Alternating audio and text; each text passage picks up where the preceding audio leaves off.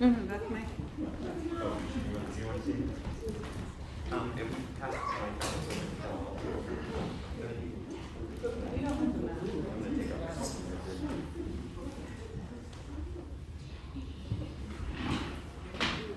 And you said we were. Yeah. Okay. So, hi everybody, and hi everybody watching online.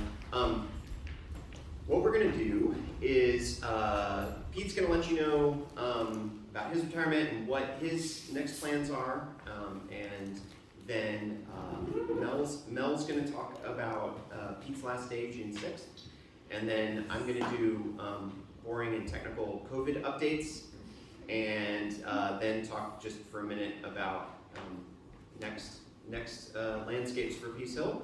And then we're going to open it up to y'all for questions, and then we'll wrap up and you can go home.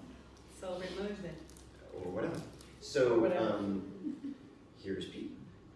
Here's me. Yeah, we voted about who we get to share the COVID information. And It's the most boring part. so I have written just the statement of what I want to say today. I'm going to read that, and I know that's sort of boring. And then I'm going to put it out in the hallway in case you don't remember every word that I say today. Thank you for all for being here. And I'm going to read a brief statement about my retirement and the transition of pastoral leadership. And I basically just have two things to say. So first, as you all know, I will be retiring pastoral leadership at Peace Hill after Sunday, June 6, 2021. And I have been a pastor of this church for 30 years. That is half of my life. And it is time for me to move on to the next phase of ministry. Justin and Mel will take over pastoral leadership of the church, and I will become a church attendee with pastoral gifts. So, as you know, when Justin was a little student, he came up to me. I still remember we were in William and Mary, standing out on that road that runs where the wall is. Anyway, and Justin said, I've never even considered this before, but I feel like I really I'm interested in going into the ministry. So God was calling him to the ministry. He interned, if you remember, at Peace Hill for a year before he headed off to seminary in Philadelphia and met Mel. Many of you will remember that over the years that they were there, almost weekly during prayer group, we prayed for Justin and Mel. We prayed that they would come down here, that God would draw them down here. They would be pastors here. And we did that pretty much every week. And the Lord led them down here, and God answered those prayers. I think that has been clear in everyone's mind. Justin and Mel have been here now since 2007, and we know that God has called them to Peace Hill as ministers. And the congregation has joined together to call and ordain them. I want to take this opportunity to express my full and complete confidence and support for them as the pastoral leadership of this church. So that there's no doubt about that. I'm completely confident in them. And God has called them to be here, and they have been leaders in this church congregation now for 14 years. And it's time for me to step down, and it's time for them to step up and lead the church. So that's the first thing I wanted to say. And the second thing is just to sort of give you a little bit of idea of what I'll be doing. After my retirement, the plan is to spend the next year, I'm going to do some reading, I'm going to do some writing, I'm going to do some traveling with Sue, and I'm going to spend a significant amount of time praying and trying to discern about the future for myself. As part of that discernment process, I'm going to be attending different churches over the next year, and just to try to get a sense of what is happening in the church and to discern what God is calling me to do next. However, though I may not be around as often after June for that year, Peace Hill is going to continue to be my home church, and I will be back throughout the year to worship and to fellowship. Some people have asked, some of you have asked, whether I will continue to be available for spiritual direction and for counseling for those who want to meet with me. And the answer is yes. I will continue to meet and be available. In fact, I'll actually be more available to meet with people and less busy. Anyone who wants to meet with me for those purposes. And I may also do some fill-in preaching for Justin and Mel when they go on vacation. So those are the things I wanted to say. Thank you. And I'll pass the mic back to Justin. Or Mel. Okay, so that's what happens after Pete retires, but what about the day of the retirement? So we are going to have church like we normally do on June 6th, which is Pete's last day as the head pastor here. And then from there, we just rearranged a lot of the chairs to try and see if we could get some more people in, which in fact we can. So we encourage you to sign up for that Sunday. If you can make it, great. If we end up getting a full service, I highly recommend that you come around 12 or 12:30 for the festivities afterwards, if you can't make it for the service itself. We're going to have some form of like outdoor picnic that will have catered, and we'll have the food out there and have a COVID-friendly way of making sure that folks can get food without sharing anything other than joy. And we will also have a cake, and we'll have like yard games and stuff like that.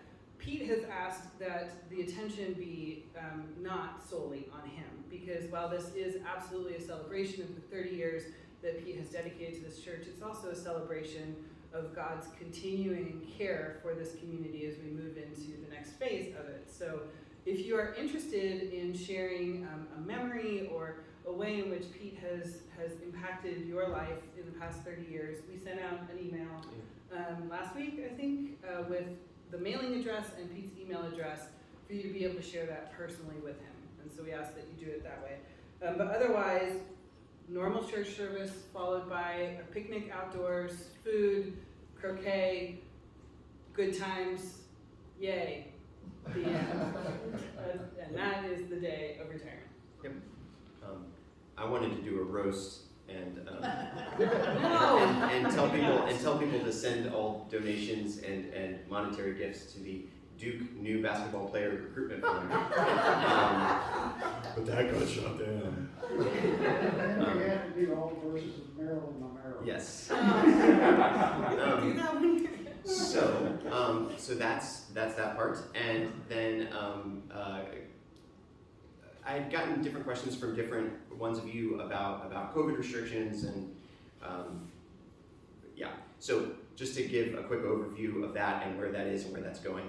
First, thank you, and thank all of you online and all of you who are here. I know it has been a crazy 14 months, and not just because of COVID, but because of a lot of things. But you guys have been incredibly flexible and faithful. You've given generously to support needs in the county and amongst the congregation. You've been kind to people who needed it. You've been flexible about all, meeting outside and in all kinds of weather and coming in here and having to put up with different rules and things like that, or just watching online, which I know it's not really the same. But you guys have been great. So what we want to do is we always want to balance gathering together, hearing God's word and praising God with being careful, not safeguarding against every risk that could possibly happen, but being careful to be safe with each other and with our neighbors. All the numbers in Virginia are going in the right direction. Cases, hospitalizations are going down, vaccinations are up. And the governor has recently announced, in accord with the new updated CDC regulations, that they've eased some restrictions. They're going to ease more halfway through May, and they're planning on easing a bunch more, pretty much all of them, halfway through June, including the masks and a bunch of the restrictions on size and things like that. Currently, as Mel said, we've increased the number of chairs that we can get. As of today, we can get more chairs in here. It used to be 30 we could get in here, now we can get 40. And so if you have held back because you are afraid of it being too full, now you can come and we can still be a few feet apart. That's the confusing thing, is because people were like, well, we can have up to 50 people in here, right? But we sing. That's that pesky thing. We're Christians, we sing. And singing is like, And so that's why we still have to be 6 feet apart, because having a silent church service didn't really work for us. We could mime the gospel. I'm sure you could. I'm sure that would be edifying, but we're not going to do it. So we're going to stay a few feet apart. Now, the good news is, like I said, it looks like we're going to be able to strip away some of those restrictions, and by halfway through June, not have to be wearing masks inside anymore. And we're not back yet to being able to eat a buffet meal. There's different things you have to be careful with that. But I am hoping that by the fall we'll be back to things like that. But we will continue, because a lot of you far away or even in the area have said that it's meaningful to be able to see the service on video. And so we're going to continue to upload those, even when we're as many people meeting back in here as possible, because we realize we kind of have this far-flung congregation that we're still in touch with. So that's COVID stuff. And then just finally, before we take questions, Pete spent over half of his statement talking about us and the confidence that he had in us, and I appreciate that. But I also want to say how incredibly much Pete's ministry has meant to me and to, I know, many of you and many people who aren't here right now. And to see him following God faithfully serving, even back before we came, when it was like just him, and I know having to preach every week is a slog, and doing things for people and ministering faithfully for 30 years in one place is amazing faithfulness, and we've never seen his name in the news. I've never seen local pastor trending on Twitter and wondering what it's going to be about, and that's not nothing. We have heard back, especially during this time of COVID, from so many people all around the world who are still benefiting from what they learned at Peace Hill through Pete and Susan and all kinds of other, Jay and Jesse and other people who ministered to them here. So I just want to say, I've been here, like Pete said, since I was a little student, since the fall of 1999. Some of you I've seen since then, some of you have come since then, and Mel and I are going to be taking the lead as of June 6th, 1201. When he gives us the nuclear codes, and we are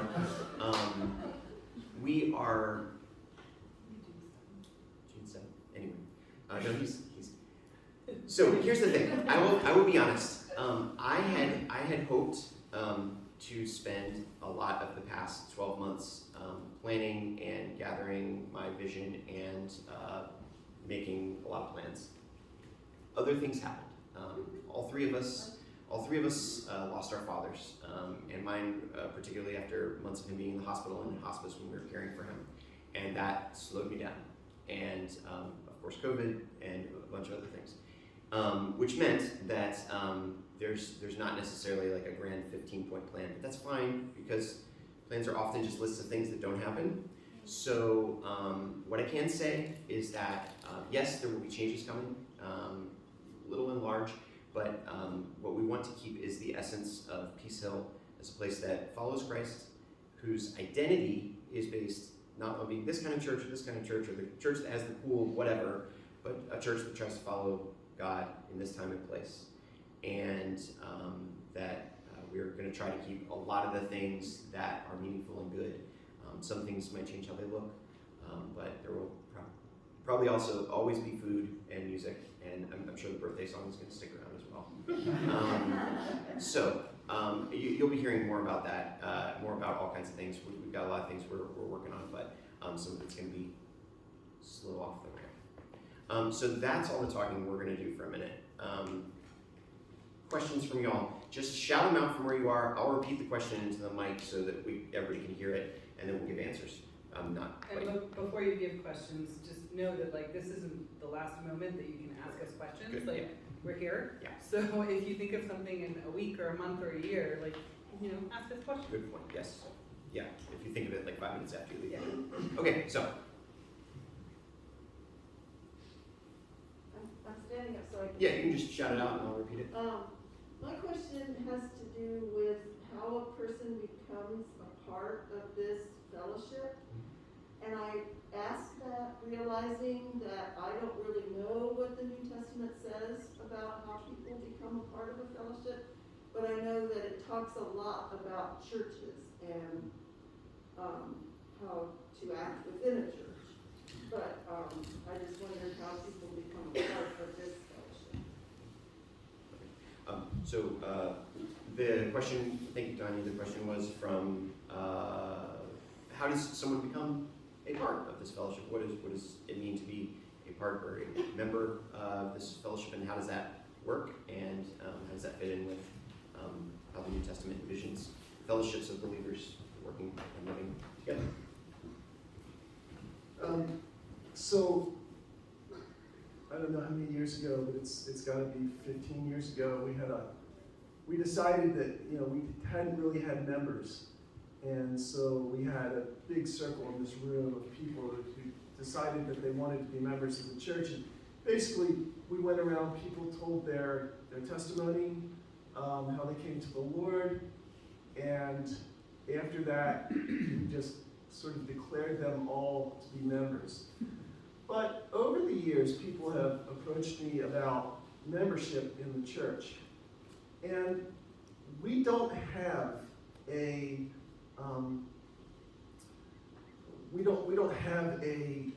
sort of official membership log. The truth is, we welcome anyone who comes through.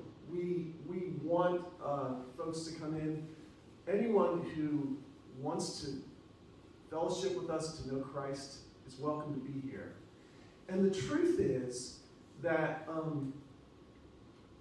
and this may not be Justin Mel's favorite thing that I say, but the truth is that we have been a church that has had people come in, we have nurtured them, we have encouraged their faith, and very often people have gone out from here.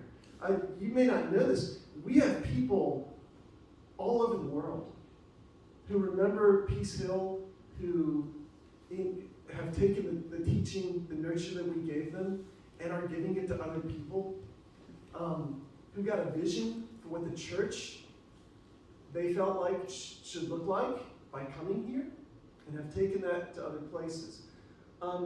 So I know that that's a little hard, because there's something about membership that sort of makes you feel like, okay, that's squared away and I do belong here. All that I can say is, people, as people come here, I find that our fellowship sort of wraps them in. You all are an amazingly welcoming and gracious group of people.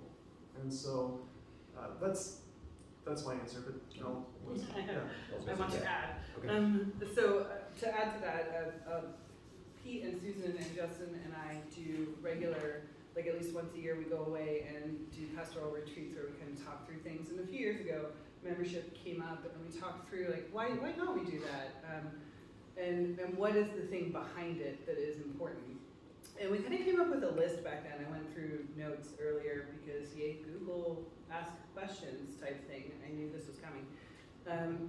So we talked through at that time 3 things that kind of set us apart for making membership a little bit useless in the formal sense of the word. One is we're non-denominational. And one of the reasons why membership is a big thing for a lot of churches is because if you're moving within a denomination, there's a record that the church that you're moving to, you can go and check with the church that you left and make sure that you're a member in good standing and not someone who is a person who might be a predator moving from church to church. We don't have that because we're not part of a denomination. So someone could leave our church and no one's going to follow up necessarily.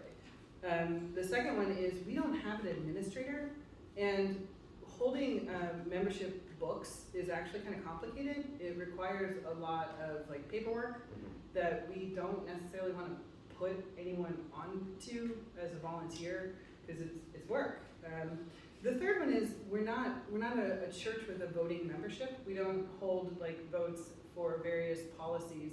So there's not really a reason to make a distinction between people who are members and people who attend, you know. The closest thing we have right now, and you can see how much our administration of these types of things needs help with what I'm about to say, is the bulletin board with the pictures on it. And that is very outdated, right? So like us actually following up with membership is not our skill set. But what is our skill set is looking behind the thing to what actually it represents, right? So membership at its best is talking about the person committing to the community and the community committing to the person.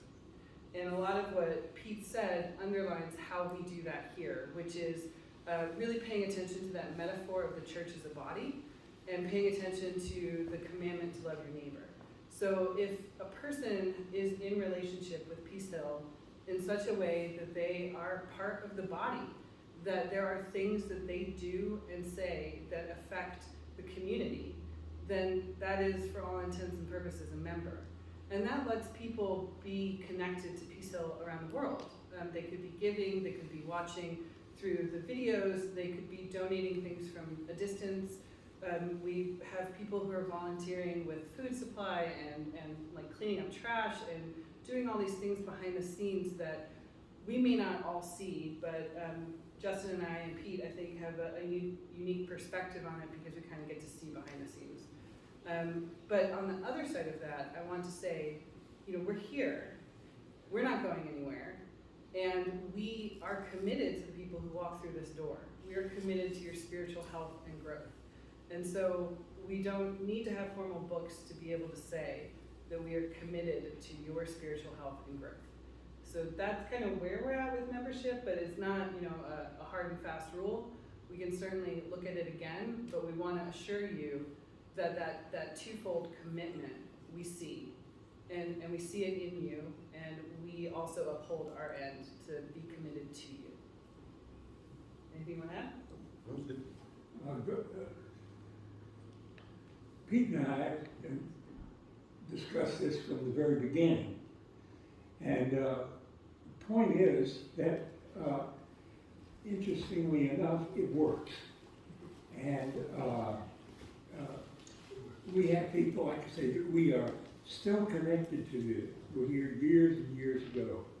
And so it does work. And we purposefully destructured some of the formal church things because we just did not want, like for instance, we don't take up an offering. And it works. And so if you think it's a little strange, I guess maybe it is, but the point is that we think it's more like the church was way back when. And thank you for making it work. Yes. Yeah, I've been reading some stuff here recently about the Methodist Church, and they're starting to have some fracturing, mainly because of the track and trace. You know, they're, you know, they have a congregation that the church is going in a different direction from what the congregation wants to do. And when they decided, well, we're going to try to, you know, kind of go our own way, the conference says, fine, give us your building, give us all your money. Right. Which was one of the reasons why, from what I understand, Peace Hill, when it was first set up, chose to be a church accountable by proximity rather than by denomination, because there's so much power centralized in people that live thousands of miles from you who can make these unilateral decisions that just affect every church. So, yeah. Other questions? No, but I wanted to thank you because that was an excellent answer. Yay! Thanks, If there's no other questions, don't forget that, you know, we're still here. So you can ask us questions at any time. But we appreciate your time, especially on Mother's Day, to set it aside to talk with us. And if there aren't any other questions, we can... No, but can I make one more statement? Sure. Yeah.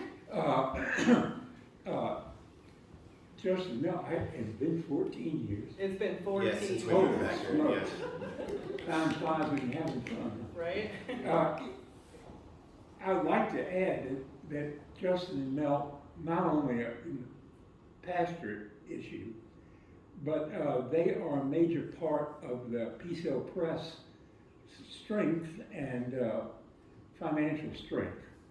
And all of that, in all honesty, makes the church so much more viable because we have not been, we've had enough money coming in through sort of a parallel, church parallel ministry that God has really blessed the press. And it has made them possible to have a decent living and a home and other things that just make life work. And thank you for that. Yeah, thank you. And more power to you. Yeah, I should actually add that, just to clarify that. Mel is going to continue working her current full-time hours at the press. I've been 2/3 time at the press, and the rest of the church I'm cutting back a little bit, starting in June to half-time at each. So that's where we'll be. So we will be as available as we can be. It won't be 24/7, but that's not healthy anyway, because that means nobody else ever does anything. So, but yeah, we're gonna continue to be doing some of that at the press. Okay. Does that create new questions? Yeah. Did that add anything else? Okay. Any other questions? Well, Feel free. Thank you. Thank you. Thank you, Pete. Thank you.